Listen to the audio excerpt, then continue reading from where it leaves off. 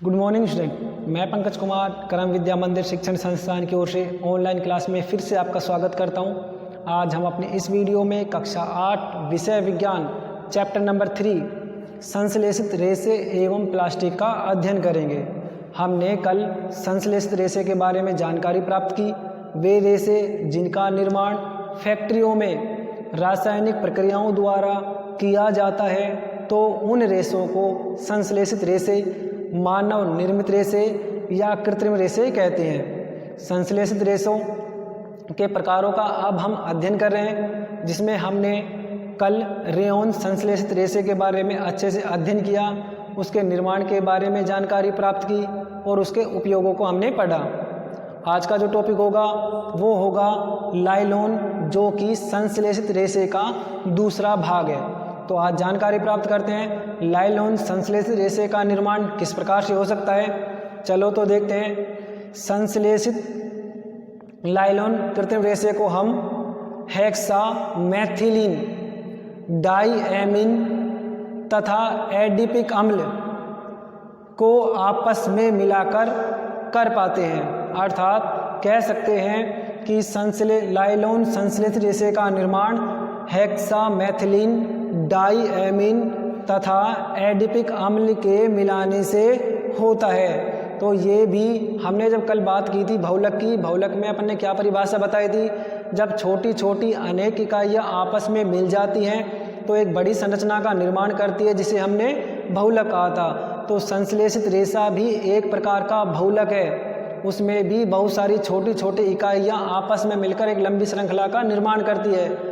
इसी प्रकार लाइलॉन में भी छोटी छोटी इकाई हेक्सामेथिलीन, डाइएमीन तथा एडिपिक अम्ल आपस में मिलकर एक लंबी श्रृंखला संरचना का निर्माण करती है, जो लाइलॉन रेशे में परिवर्तित हो जाती है।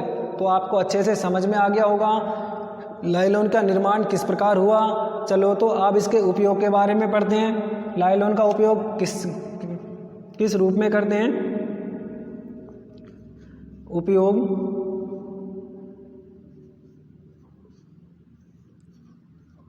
लाइलॉन का उपयोग हम लाइलॉन से जो प्राप्त रेशे होते हैं उनका उपयोग हम किस रूप में करते हैं। नंबर 1, जो पर्वतारोही होते हैं, अर्थात पर्वतों पहाड़ों पर चढ़ने वाले जो लोग होते हैं, वो जिन रस्सियों का प्रयोग करते हैं वो लाइलॉन की बनी होती है।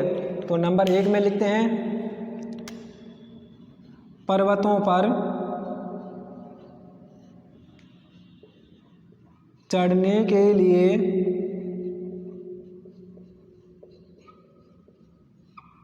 रस्सियों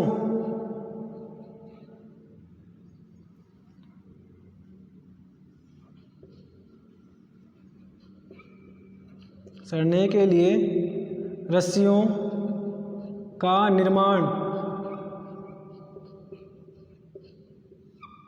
किसके द्वारा किया जाता है। लाइलॉन का उपयोग नंबर 1, पर्वतों पर चढ़ने के लिए रस्सियों का निर्माण लाइलॉन के द्वारा किया जाता है। नंबर 2, टूथपेस्ट, जो हमारे दांतों को साफ करने वाली ब्रश होती है।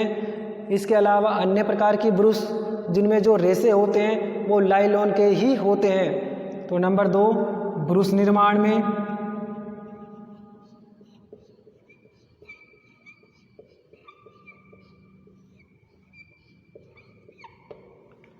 और नंबर 3 अपने पढ़े पर्वतों चट्टानों पर चढ़ने के लिए जिन रस्सियों का प्रयोग किया जाता है वो लाइलॉन की होती है। ब्रश निर्माण में जो धागे रेशे काम में लिए जाते हैं वो लाइलॉन के होते हैं। और नंबर 3, पैराशूट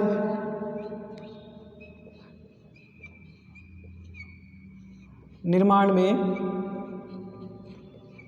लाइलॉन का उपयोग किया जाता है। तो आपको संश्लेषित रेशे के 2 प्रकार रेयॉन एवं लाइलॉन के निर्माण उपयोग के बारे में अच्छे से जानकारी प्राप्त हो गई। अब हम चलते हैं संश्लेषित रेशे के तीसरे भाग।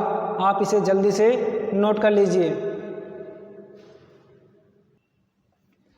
तीसरा भाग आर्लोन भी एक प्रकार का संश्लेषित रेशा है, लेकिन इसे किस प्रकार से बनाया जाता है। चलो तो देखते हैं। आर्लोन का निर्माण एसीटोनाइट्राइल, याद रखिएगा, आर्लोन संश्लेषित रेशे का निर्माण एसीटोनाइट्राइल के बहुलकीकरण द्वारा बनाया जाता है। हमने आपको बताया जब छोटी छोटी इकाइयाँ आपस में मिल जाती हैं तो बहुलक का निर्माण करती हैं और बहुलक निर्माण की प्रक्रिया बहुलकीकरण कहलाती है। तो जो आर्लोन है उसका निर्माण बहुलकीकरण द्वारा किया जाता है। किसके बहुलकीकरण द्वारा? एसीटोनाइट्राइल के। जब एसीटोनाइट्राइल एकलक इकाई का बहुलकीकरण किया जाता है तब बहुत लंबी श्रृंखला का निर्माण हो जाता है, तो वो लंबी श्रृंखला ही आर्लॉन रेशे में परिवर्तित हो जाती है। आप नोट कर लीजिए, आर्लॉन संश्लेषित रेशे का निर्माण एसीटोनाइट्राइल के बहुलकीकरण द्वारा किया जाता है। बहुलक निर्माण की प्रक्रिया बहुलकीकरण कहलाती है। उसके बाद नंबर 4 डेक्रोन संश्लेषित रेशा, जो कि बहुत मोस्ट है, बोर्ड परीक्षा में पूछा जाता है। चलो तो इसके बारे में बात करते हैं। डेक्रोन का निर्माण किस प्रकार किया जाता है? डेक्रोन का निर्माण भी बहुलकीकरण द्वारा किया जाता है। उसमें किसका होता है? Ethylene glycol. हम बात कर रहे हैं डेक्रोन की। डेक्रोन संश्लेषित रेशे का निर्माण किस प्रकार से होगा? एथिलीन ग्लाइकोल प्लस टरथैलिक अम्ल। एथिलीन ग्लाइकोल प्लस में टरथैलिक अम्ल को जब आपस में मिश्रित किया जाता है, जिससे जो निर्मित रेशे होते हैं वो डेक्रोन कहलाते हैं। अर्थात हम बता सकते हैं डेक्रोन संश्लेषित रेशे का निर्माण एथिलीन ग्लाइकोल तथा टेरेप्थैलिक अम्ल द्वारा किया जाता है।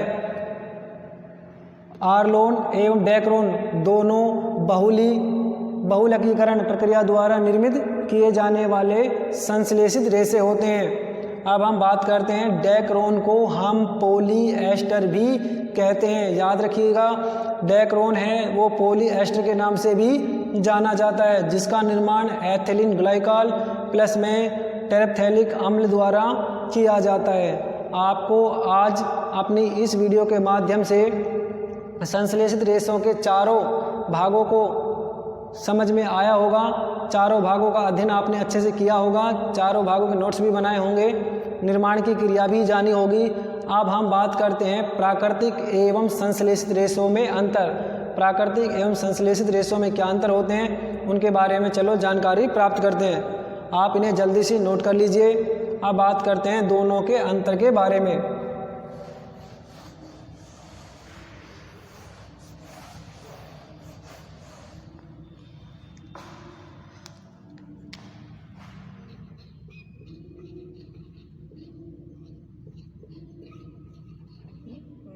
प्राकृतिक एवं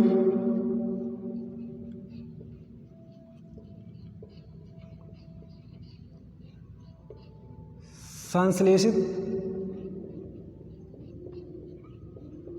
रेशों में अंतर।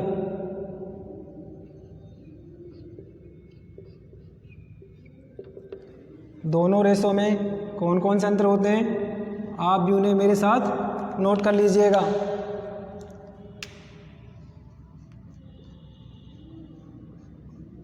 प्राकृतिक रेशे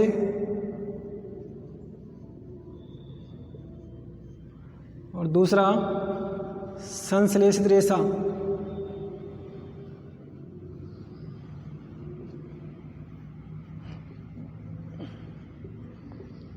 चलो तो अब हम दोनों के बारे में अंतर को नोट करते हैं। प्राकृतिक रेशे क्या होते हैं और संश्लेषित रेशे क्या होते हैं, कौन कौन सी विशेषता उन दोनों में पाई जाती है। नंबर 1 जो कि हमने परिभाषा पढ़ी थी, मानव द्वारा निर्मित किए जाते प्राकृतिक रेशे। नंबर 1 प्रकृति से प्राप्त होते हैं,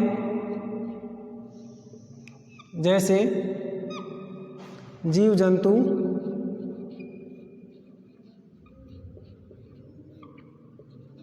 एवं पेड़ पौधों। प्राकृतिक रेशे क्या होते हैं? वे रेशे जो प्रकृति से प्राप्त होते हैं। इनका निर्माण हमने किस आधार पर किया था? जीव जंतुओं से या पेड़ पौधों से प्राप्त करने के पश्चात। संश्लेषित रेशे फैक्ट्रियों में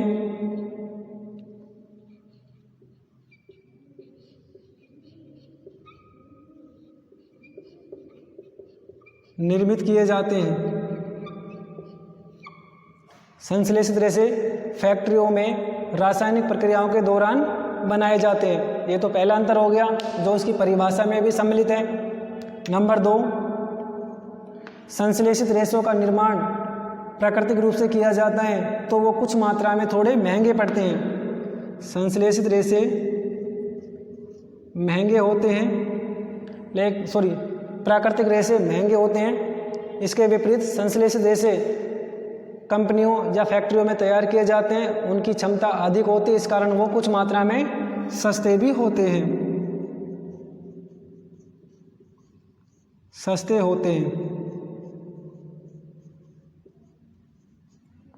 ठीक है। नंबर 3,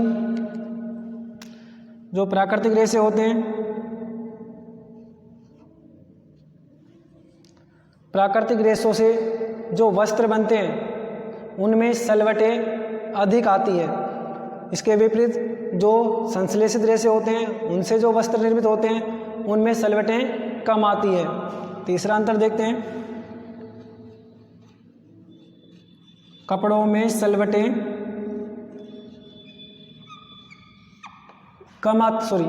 कपड़ों में सलवटें अधिक आती हैं। प्राकृतिक रेशा है क्योंकि संश्लेषित रेशे निर्मित कपड़ों में सलवटें कम आती हैं।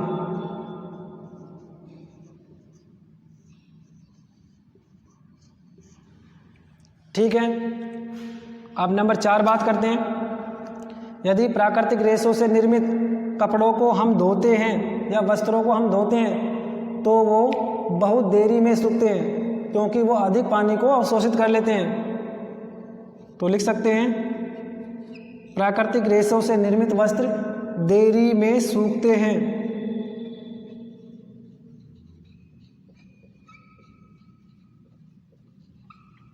ठीक है। संश्लेषित रेशे से जो कपड़े निर्मित होंगे वो धूप में सुखाने पर तुरंत या जल्दी सूख जाते हैं। नंबर 4, जल्दी सूख जाते हैं।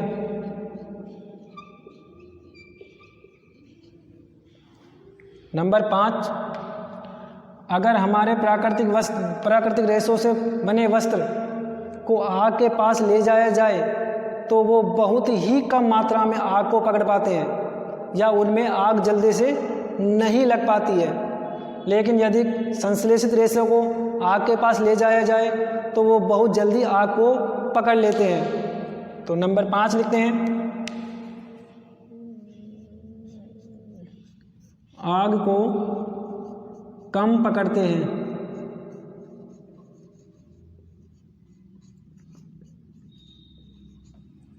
इसमें लिखे तो संश्लेषित में आग को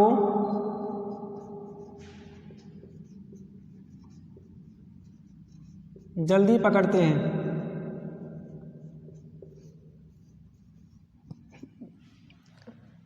लेकिन अब सबसे मोस्ट अंतर है प्राकृतिक और संश्लेषित रेशों का, वो क्या है? अगर प्राकृतिक रेशों से बने हम वस्त्र को पहनते हैं तो वो अधिक पसीने को सोखते हैं, लेकिन कृत्रिम रेशे पसीने को कम सोखते हैं। नंबर 6 लिख सकते हैं, पसीने को अधिक सोखते हैं।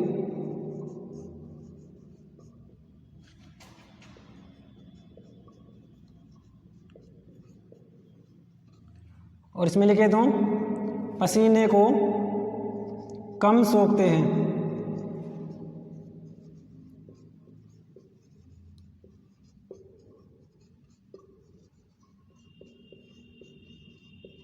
तो इस प्रकार आज हमने अपनी इस वीडियो में प्राकृतिक एवं संश्लेषित रेशों के अंतर के बारे में अच्छे से अध्ययन किया।